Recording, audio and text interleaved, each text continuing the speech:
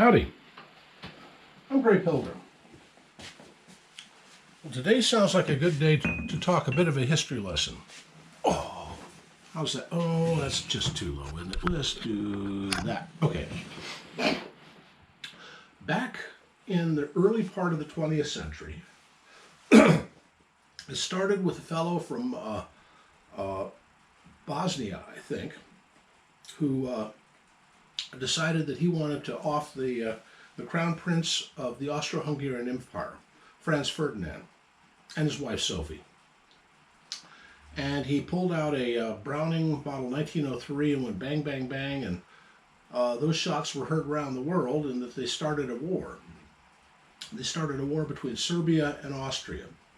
Well, because of all of the alliances at the time, Austria was aligned with Germany, and Serbia was aligned with Russia, and the Germans, the minute they deployed for war, they did it under what was called the Schlieffen Plan and decided to move all their troops west into France because France was allied with Russia.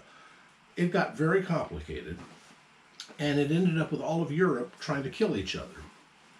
Well, at that time, Germany was armed with a thing called the G98, a 8mm Mauser full-length rifle. And they were mainly made by Mauser. Mauser had the tools to make them. Well, what do I mean by tools? Back in those days, 1914, 1915, that period, the barrels were made simply the same way they are today, on a lathe. Now, this is not a Mauser barrel, but it'll serve for an example. You put a piece of bar stock into the lathe, and you grind it down to the outside diameter of whatever it is you need, and then you drill out the center, and then you put it onto a rifling machine and rifle it out. A lathe is really good if you're working on round stuff. You can drill out holes, you can turn things down, you can get threading, you can get little rings on it, all kinds of stuff you can do on a lathe. A lot of things you can't do on a lathe. And again, this is not Mauser, but it'll serve as an example. This is actually a shotgun. This is the receiver. And the receiver, as you notice, is not round. It's square. So what do you do for this? Well, they used a thing called a shaper. And a shaper was a thing where you bolted down the piece of metal, and then you had a thing that went, it was on a table that went like this over a blade that very carefully and gradually ground this down or cut it down to this size. Later on, they used a thing called, no, actually there was a planer. The shaper was later. That was an innovation. By World War II, we came up with a thing called a knee mill, and the knee mill did the same thing, only a little, a little better. Well, nowadays we've got CNC and all kind. We can do investment castings and molds and do it all in stuff like that. Once you're done with this, then you get this and you put it on what was called a pantograph, which was basically a lathe for a stock. This is a stock off of a G98. And what happens is you would have a finished one and lock it into the pattern, and then put a hunk of wood into the where you're actually making them. Actually, you put about 6 or 7 pieces of wood in. Start them spinning, start this spinning, and then it would have a pointer or a pencil that would go around the different contours of this, and cutters on the other ones would cut to that contour. And you make your stock. And I've held on to this because, well, you never know, you might one day actually need a stock.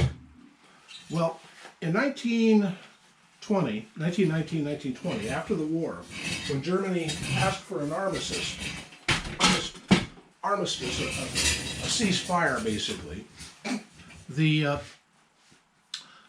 idea was, well, let's get a bunch of guys together and pontificate in Versailles about how we're going to separate up and divvy up Europe after the war.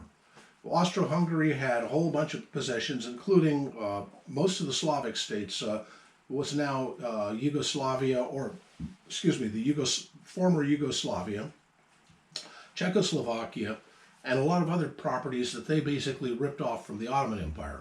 Ottoman Empire collapsed, so that's no longer a concern. Germany had whole bunches of Asian colonies and some land here and there.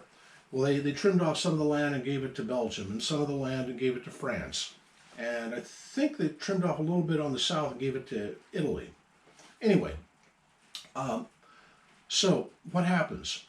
Well, among the provisions of the Versailles Treaty was that Germany had to cut back to their pre-war, or they were allowed an army of about 100,000 for internal domestic control. But they weren't allowed to have the huge army they had before, and therefore they were not allowed to have all the weapons they had before. Well, this presented a problem for places like Mauser that made such weapons. Not only did Mauser have a bunch of weapons, which they had to turn over to the new commission, but they also had all those tooling, those shapers, those planers, the lathes they used, the patterns, the data packages on the Mauser rifle. So what do they do with that? Meantime, over in the Slavic countries, one of them, Czechoslovakia, the fellows came along and said, well, you know, we're interested in buying anything you've got to sell. And they, for a cut rate, they bought all of the tooling and all of the data packages from Mauser and took them back to Brno in Czechoslovakia and set up. So Mauser is a little bit of pouty over that, but here's the Czechs, and they came up with this. This is a Czech Visor 24, and this is almost line for line a Gewehr 98 of the German pattern. This is an 8 Mauser. It has the same bolt. I mean, the bolt on this and a Gewehr 98 are interchangeable. There are just very few little subtle changes between this and a German one. Okay, the Czechs came up with other things, like they took this basic pattern and they created a carbine version of it, and they sold that on the international sphere. This is a King Carroll carbine, also a VZ24, but in a carbine length. Later on in World War II, they came up with the K98K, the Germans did, which was another kind of carbine. And it was a Carbiner 98 Kurz is what it stood for. Gewehr 98 meant war machine or war, something like that. But anyway, this was the between wars version of a 98 carbine. Anyway, so then we have, well, it was about 1936-38, where that fellow named Hitler decided to rearm Germany. And he went to Mauser and they said, hey, we can recreate it. So they took their second copy of the data plans, and they took the more modern machinery that they developed in the meantime. By the way, at that time, they were doing a lot of stuff under the radar over in Russia. It's weird, but they were. And shipped it all back to Mauser and all the other factories there, and started making their own. And they end up making the K98K. This is one I built out of parts because I had a stock, I had a barrel, I had an action. I got a bolt elsewhere, got the other parts. Not one of the numbers on this match. It's completely unmatching, but it's an example of type of a K98K. And it works. Anyway, put that back. So anyway, that's the story of how old men... Yeah, I hate technology. This damn camera just keeps dying on me. Now, where was I? Oh yeah, I was saying old men sitting around a table deciding on what to do when they haven't a clue one about the technologies they're dealing with. It was the same in 1920 as it was today.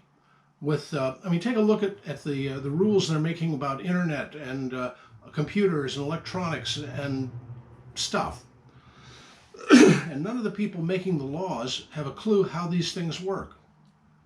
But hey, they know what's best for us, you know. Well, in like manner, in 1920, they didn't understand the technology of small arms or arms of any kind. I mean, think about it. The tank was just developed, anti-tank rifles, grenade launchers, everything. All the new modern ways of killing each other that technology brings. and none of them had a clue how to deal with it.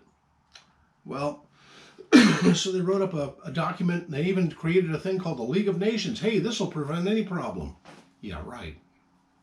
Just like we created the UN, and it's not done so well either. I don't believe in a world government because the world governments never seem to have any idea how to make things work all over the place. Other than let's put them all into the Klaus Schwab pod and feed them the bugs. No, that's not going to work either. There's just too many of us with too many disparate ideas. But that's another subject.